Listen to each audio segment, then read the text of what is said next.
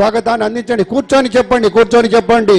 ముఖ్యమంత్రి శ్రీ నారా చంద్రబాబు నాయుడు గారు విచ్చేస్తూ ఉన్నారు. తమ రాజకీయ జీవితం అంతా సంఘర్షణలమయమే అయినటువంటి అకుంఠితమైన దీక్షతోటి, తిరుగులేని ఒక దార్శనికతతోటి నవ్యాంధ్ర రూపశిల్పిగా ముఖ్యమంత్రి గారు విచ్చేస్తూ ఉన్నారు.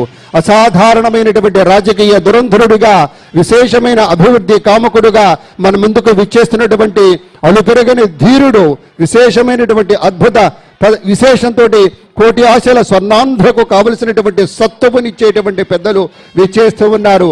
హాయిగా ఒకవైపు మంగళధ్వనులు, మరొక వైపు వేదనాదాలు, ఇవన్నీ కూడాను అద్భుతంగా కొనసాగుతూ ముందుకు తోడ్కొని వస్తూ ఉన్నారు.